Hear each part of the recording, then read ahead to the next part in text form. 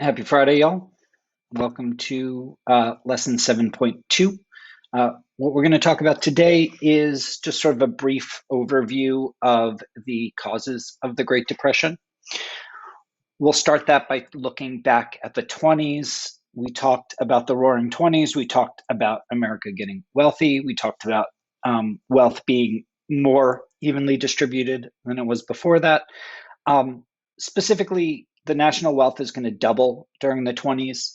And because we haven't really historically seen countries get this big, this rich, this fast, people are going to be convinced that this is it. America's just going to keep getting richer and richer forever, which is going to set us up for a bit of a collapse. Here's our unit map, causes of the Great Depression today, FDR's New Deal next week, Dust Bowl is your asynchronous for next week, and we'll get into World War II. But today, the causes of the Great Depression. So in the 20s, individuals and businesses are, as I said, getting rich. As wealth increases, people's behavior is going to change. People are going to buy more things, so consumers are going to buy stuff. This is going to include buying stuff on credit. Businesses are then going to grow to meet the demand of the consumers. As people buy more stuff, businesses need to make more stuff to sell them. They will also borrow money. Farms are businesses, so same thing there. Same thing with farmers. They're going to borrow money, take on debt to meet the demands of the people. Credit, borrowing, taking on debt, these are all versions of the same theme. Borrowing money to buy things based on a belief that you'll be able to pay that loan back over time. This is what's going to kind of set us up for a collapse. Eventually, credit's going to be exhausted. So there's only so much money that you can loan to people.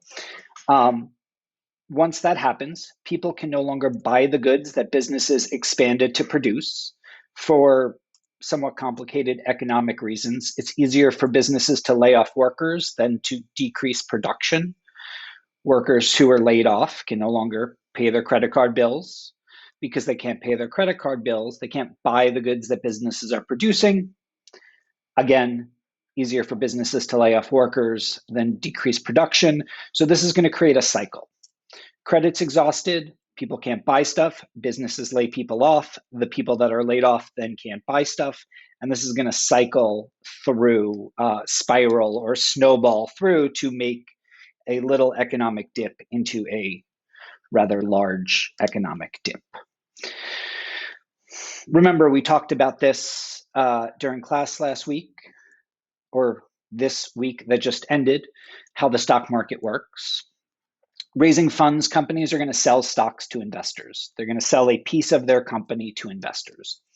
But as businesses are shrinking, it's going to be those stocks, those shares are going to be worth less, right? Think about our bidding that we talked about during class. How much are you going to pay for a company that's laying off workers, that's producing a bunch of stuff that's sitting in warehouses because nobody can afford to buy it? Not a lot of money. So the value of these businesses is going to go down. The stock market is going to go down. Then banks get involved. The way that banks functioned, they still do, although more regulated, is you deposit money in the bank, and then the bank is going to take that money and invest it. So in the 20s, banks took the money that people were depositing and they invested it in the stock market.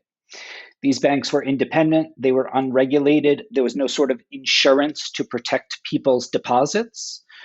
So as the stock market shrinks, there's not really any way to protect the money that people were keeping in the banks.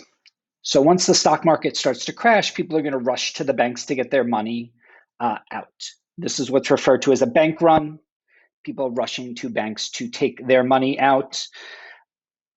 Banks generally don't keep enough money on hand to pay all of their deposits or to give people all of their money back. So they're going to fail. Banks are just going to run out of money, close their doors, never open them again.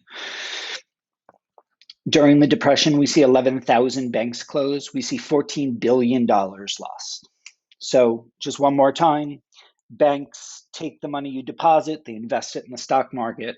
When the stock market shrinks and you show up to the bank to get your money back, the bank says the money is gone. They close their doors, and that's it. Your money is gone.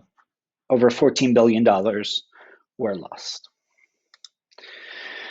Farmers are going to be a similar thing, right? Depression hits, people's ability to buy food is going to be limited, just like their ability to buy goods from other businesses is going to be limited. Farmers still had debts to pay off. So what they're going to do is they're going to try and produce more. When they produce more, that's going to drive the price down. Again, this is sort of borderline econ stuff. But bringing the price down is also going to make it difficult for them to make up their losses. Eventually, they're going to sell their land. They're going to sell their debt to large farms who use machines instead of labor. That means these farmers don't have their farms. It also means that they don't have the ability to work on other people's farms. So the only thing they've done in their entire life, they really can't do anymore. They're going to start to move west. That's it for the asynchronous lesson today. Just keep in mind that move west, we're going to talk about that in your next asynchronous lesson. You'll have the viewing guide to answer questions for, but that's it. See you all next week.